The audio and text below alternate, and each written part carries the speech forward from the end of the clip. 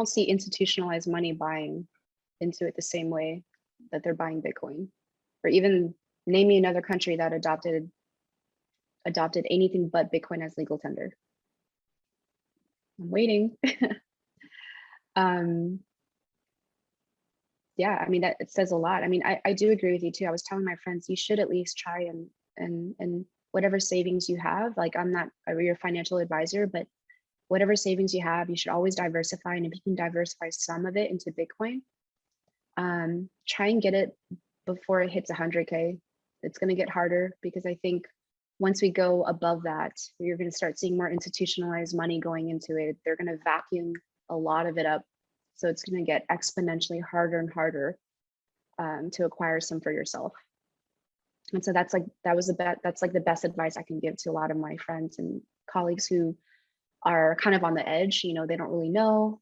And so I told them about a few ways. Like if you don't want to buy Bitcoin, which is understandable, then use Lolly. I invested in this company called Lolly. It's like the honey, but instead of getting money, you get Bitcoin, which I actually use. I was like, I use like Lolly a shitload too. of stuff on, got a shitload of stuff on Nike, and like I just used my, and they have Nike on there. So there's one, like you can, but make sure you take it off, you know, get it off the custodial wallet, put it in yours, hold it. So when you hold it, that's when it's like having a baby. You have your baby now. You have to figure out how to feed it, how to take care of it, how to protect it from the world, because everyone wants your baby. A friend of mine actually had, actually two people I know, and this is super weird too. We think it's like an inside job from the phone providers, but they had their Lolly wallets completely emptied. They left it on there. And I don't know how they knew about it, but they had $500 worth of Bitcoin on there, which is actually a lot. It shows you they use Lolly a lot to acquire, to earn the rewards. It's like 5%, 1%, right? Like they used it for a while, and both of them had it emptied. And it was, I think it was like a SIM card swap or something. But it shows like, wow, like, yeah, you really need to protect your baby. Like you, in a weird way, you know, what's crazy? It's just like an idea, like I just want to throw it your way. But because the scammers and hackers are getting smarter, you gotta be smarter too. You almost have to match them, you know? Like you have to, like, it incentivizes you to be smarter, to be more vigilant and aware. And like I said, like kind of badass, like you're just incentivized to be more and more badass. How cool is that? So, yeah, I just had that thought just now. Yeah, I think like if you're talking about like operational security, it's kind of a pain in the ass, but it's also, at least for guys, like my guy friends I know, like we love getting into that, you know, just how do we secure, how do you, basically Bitcoin is a secret, right? Your private key is a secret. If you ever want to spend Bitcoin, you have to prove that you have a secret without revealing the secret. That's the whole game. Ooh, I like that. So if you want to purchase like the world's most expensive secret, get some Bitcoin and then learn how to protect it. You've got all kinds of different like fun ways, devices that I'm sure you're familiar with. There's cool ways you can gift it too. You know, like you can send Bitcoin via mail. I just always like to show there's many options for hardware wallets, hot wallets, but that's a really important point that you brought up. Your Bitcoin's useless if it's not in cold storage in some form, pretty much. I mean, if you're gonna trust someone else to hold that, you gotta get it off exchanges. But I think, you know, this is going to sound so counterintuitive to the whole point of Bitcoin, but I think there are some people, like for example, my mom, she trusts everyone. She's too trusting, so sweet, right? Like she trusts everything, the government, the banks, everything, right?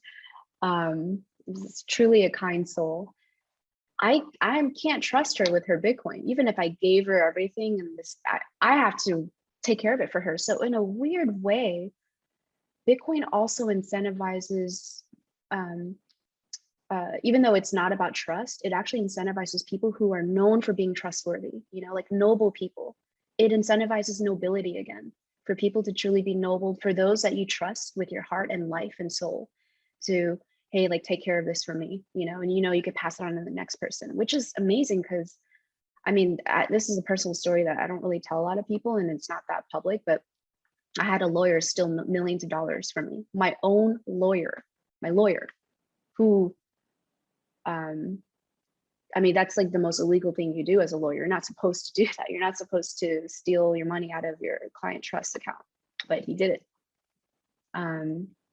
Pure greed, and able to get away with it. I mean, like, still, it's still pending right now in court and everything, but it's like, look, blew my mind when that happened, because it goes against everything I was told growing up. Your lawyer protects you. So it shows, like, it doesn't matter if that's the official title. I think, like, in the future, we're going to see people who are known for, like, being the tech savvy one. I'm sure you're probably known as that person in the family. You're going to have family members who are probably going to want you to hold their Bitcoin. Like, please hold it for me, protect it for me. You know, that's actually, like, wow, that's an amazing honor, you know, and it encourages people to be honest and noble again. And I'm sorry, it was just an idea that I just had pop in my head as we were talking. I want to add to it, because I think this is a good demonstration. I have to revise what I said. I don't remember what I said exactly, but it was to the point of, like, if you only have Bitcoin in cold storage, if you don't have your Bitcoin in cold storage, it's useless. That's not exactly true, right? There are many people and institutions for whom there is no other way to buy Bitcoin than through an exchange or like an ETF. And they literally, either legally or physically, like, they just don't have the knowledge that we have to put it in cold storage.